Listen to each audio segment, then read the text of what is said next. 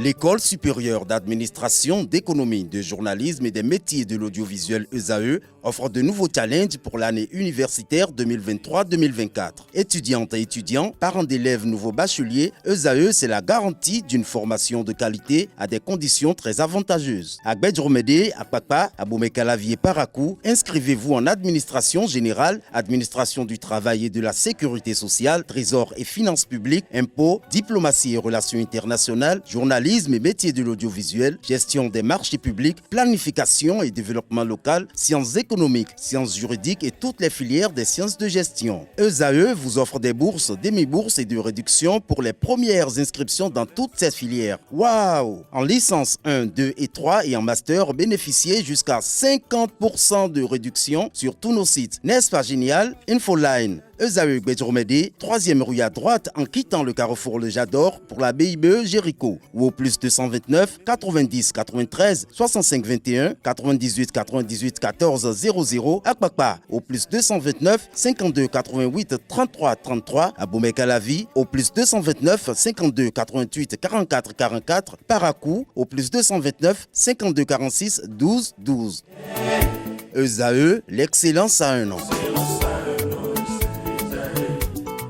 Bonjour à toutes et à tous. Samedi dernier, la grande messe du football africain a démarré. On va donc parler de quelques actualités qui planent autour de la CAN Côte d'Ivoire 2023. L'équipe de football de l'Angola a fait sensation contre l'Algérie hier 15 janvier à la Coupe d'Afrique des Nations en Côte d'Ivoire. En arrachant un nul au Fennec, les Palancas Negras ont presque réussi leur entrée en lice. Très peu de personnes pouvaient parier sur une telle issue de la rencontre Algérie-Angola car les Verts étaient nettement favoris avant le coup d'envoi. Ils ont d'ailleurs logiquement dominé leurs adversaires durant la première période, mais c'était sans compter sur la révolte des Angolais. En deuxième mi-temps, les Palancas Negras ont sorti le grand jeu, jouant au plus fin et rétablissant la parité jusqu'au coup de sifflet final. Le Cameroun et la Guinée se sont affrontés en début de soirée dans le cadre de la première journée du groupe C. Les deux équipes se sont neutralisées 1-1. Mauvaise note, les supporters ont envahi la pelouse du stade Charles Konan Bani à la fin de la partie. Les stadiers, dans un premier temps, ont essayé de contenir les spectateurs. Cela semblait marcher les premières minutes, mais très vite, beaucoup plus de supporters envahissent la pelouse, débordant ainsi les stadiers. Depuis la tribune de presse, on pouvait entendre un stadier crier « Appelez les renforts », a-t-il déclaré, mais après 5 minutes, la situation est très vite maîtrisée. Les joueurs ont regagné les vestiaires dans la sécurité. Autre information, l'équipe nationale de la Namibie a effectué dans l'après-midi d'hier lundi sa dernière séance d'entraînement avant d'affronter la Tunisie. Les Braves Warriors se sont entraînés dans le centre d'entraînement à la cité Cannes R4. Pendant la séance, tous les joueurs étaient présents et disponibles. Aucune blessée pour le moment. L'effectif a eu droit à un entraînement intensif qui a mis à rude épreuve les gardiens de but. Bien avant, l'équipe a effectué une séance de musculation à la salle de gym dans la matinée d'hier lundi. En conférence de presse d'avant-match, le sélectionneur de la Namibie a estimé que son groupe a le potentiel d'aller loin dans la compétition. Ce jour, mardi 16 janvier, les sélections nationales du Mali et de l'Afrique du Sud vont se croiser à la CAN 2023. Ce sera le second match de la première journée dans le groupe E. Le groupe du sélectionneur Eric Sekouchel est sur une série de 8 matchs sans défaite. Par contre, la dernière défaite des Bafana Bafana remonte à novembre 2023 lors des éliminatoires de la Coupe du Monde 2026. Depuis sa prise de fonction, Eric Sekouchel semble bâti une équipe compétitive et très conquérante. En face, Hugo Bro, quant à lui, débarque avec une équipe composée de joueurs locaux. Si les Mamelodi Sundowns sortent d'une saison très aboutis, le technicien belge ne s'est pas loupé de bâtir sa troupe en grande partie autour des artisans de ses performances. Le coup d'envoi de la rencontre entre le Mali et l'Afrique du Sud sera donné à 20h GMT au stade Amadou Gon Coulibaly à Korogo. Annoncée comme la plus belle de l'histoire, la CAN 2023 a déjà du plomb dans l'aile. L'organisation du tournoi est entachée par une affaire de tickets qui fait beaucoup jaser en Côte d'Ivoire. Alors qu'une réunion de crise aurait eu lieu entre la Confédération africaine de football et l'État de la Côte d'Ivoire, le Premier ministre ivoirien fait une annonce importante plusieurs semaines avant le coup d'envoi de la CAN 2023. La CAF et le COCAN avaient annoncé des matchs à guichet fermé. Plusieurs rencontres ont eu des tickets en sold out au point de priver certains fans de billets de match. Malheureusement, depuis le début de la compétition, des rencontres se déroulent devant des tribunes presque vides. L'opérateur de la CAF connaît de gros soucis au niveau des tickets électroniques qui empêchent les dizaines de milliers de personnes à accéder au stade. Selon certaines sources, le chef de l'État ivoirien a donné des instructions fermes ou une résolution rapide de la crise des tickets, ce qui oblige désormais la CAF à recourir aux billets physiques. Dimanche, une autre situation de dysfonctionnement s'est produite à l'occasion du match entre l'Égypte et le Mozambique disputé au stade Félix Houphouët-Boigny. Les machines n'ont pas pu identifier les tickets électroniques des supporters. Ceux qui disposaient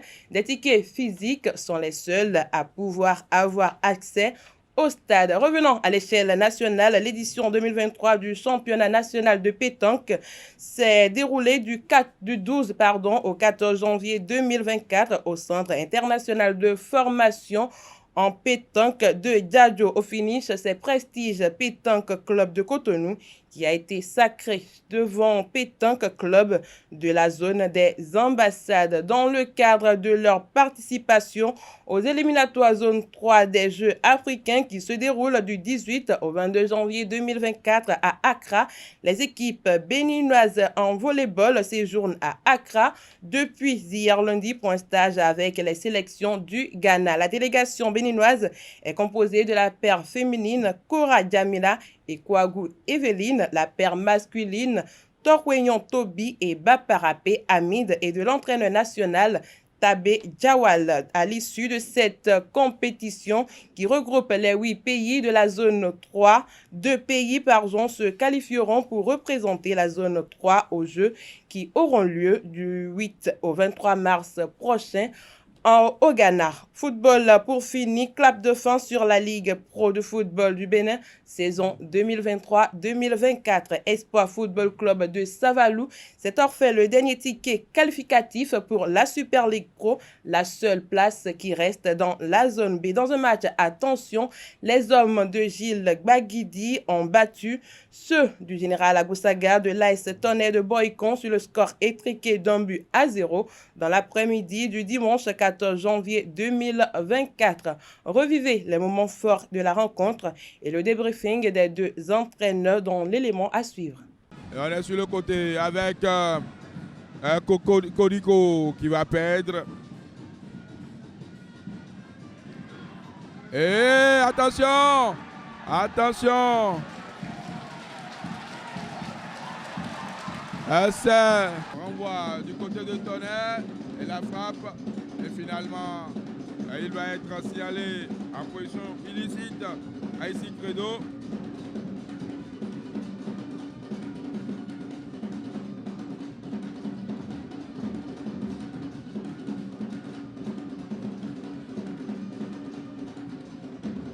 Et Philippe qui a sur le ballon.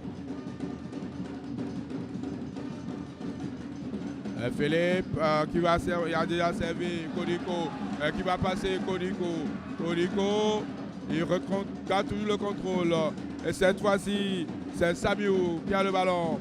Le centre et la tête. La lutte en milieu de terrain est très très intense. Et les joueurs n'arrivent pas à se retrouver convenablement. Voilà, sur cette action, ça peut aller rapidement. Traoré. Jules Elegbede. Et la frappe qui n'a pas inquiété là où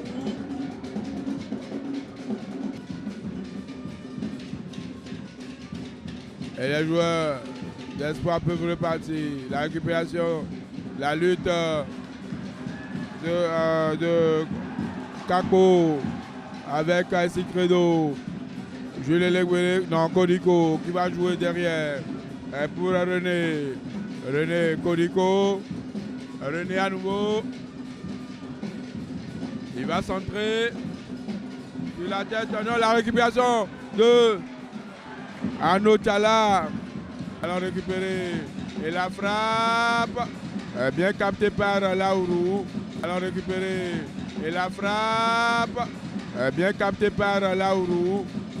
L'équipe de Espoir continue toujours les bonnes intentions. Déjà joué avec Tchala. Tchala qui va centrer sur la poitrine. Kodiko, Gilles, et la frappe contrée une première fois. Joël et Kodiko. Ça fait déjà beaucoup. Joueur de Tonnerre. Et la faute. Et l'arbitre qui certainement va revenir et donner même un carton. Et donner un carton. Certainement, oui, un carton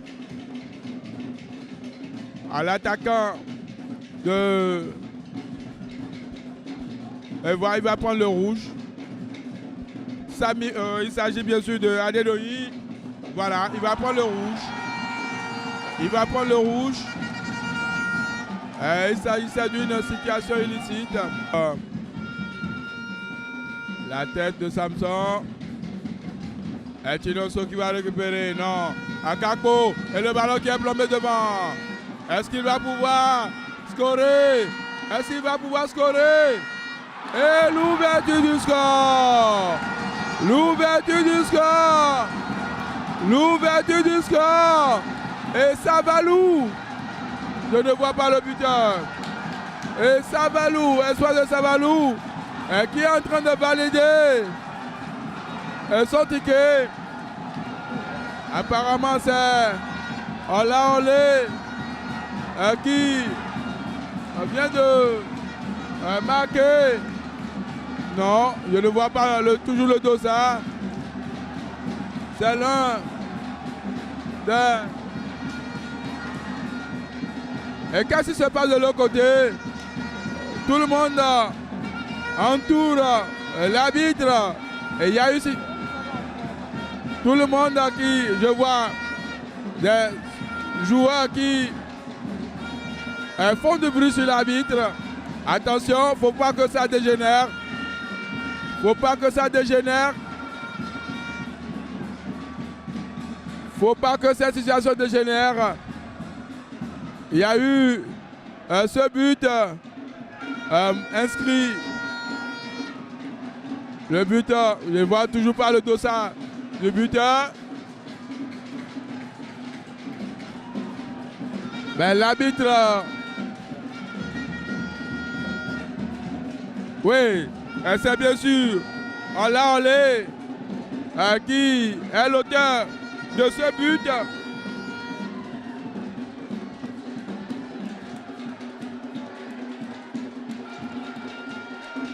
Alors que le match est à l'arrêt ici.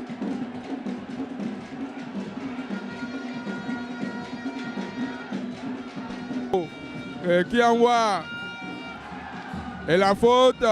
L'arbitre qui va donner certainement un carton. Attention, attention. Il ne faut pas envenimer la situation. Je ne comprends pas ce que les joueurs veulent faire. Pourquoi ne pas se concentrer sur son jeu?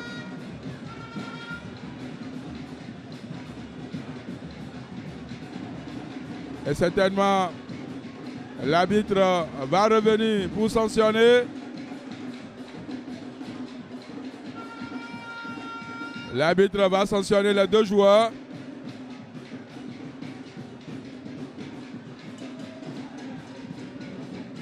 Dikwese va être sanctionné.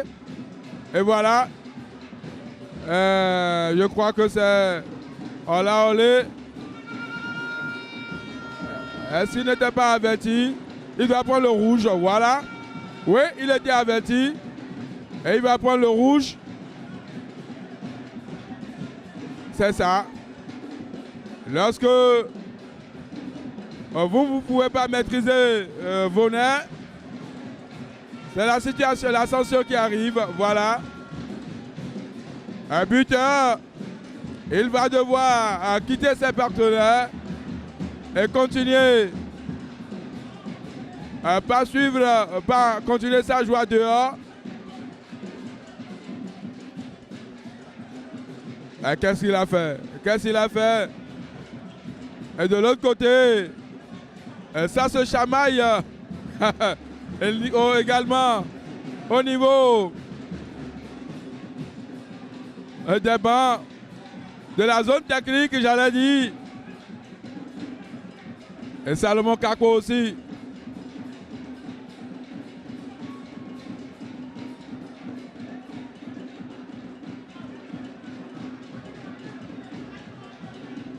Olaolé, qui avait remplacé Jules Elegbede, est venu donner certainement le but. Mais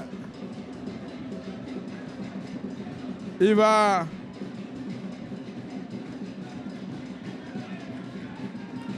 quitter ses partenaires.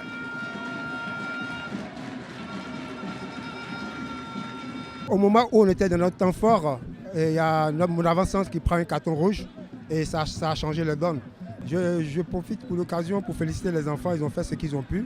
On a poussé, ben, on n'a pas pu égaliser. Et c'est arrivé comme ça, et puis bon, il faut l'accepter. On va continuer de travailler, corriger les imperfections, et puis ben, ce match c'est déjà oublié. On va travailler pour l'avenir. Ben, je dirais que l'adversaire a pris le dessus sur beaucoup plus dans l'entrejeu. L'entrejeu, nous avons laissé un peu jouer. Et parmi les trois milieux au terrain, il y a un autre qui était blessé. Il y a un autre qui était pratiquement blessé. Et quand on l'a changé, on a vu qu'ils ont pris le dessus sur nous, sur le milieu. C'est des choses qu'on va corriger prochainement pour pouvoir bien esceller dans la Ligue pour suite. Ça n'a pas été du tout facile. Comme dans une finale, il y a toujours un meilleur et un perdant. Nous avons pris le dessus. Mais je m'en vais remercier toute la population de Savalou pour le soutien parce que je n'ai pas le poids. Mais on m'a mis là, j'ai essayé de faire 6 matchs. Au départ de notre coach, j'ai essayé de faire 6 matchs et un match nul et 5 victoires. Vraiment, je remercie Dieu et je remercie tous les coachs sur qui j'ai eu à travailler. C'est tout pour la Plage des Sports de ce matin. Merci et à très bientôt.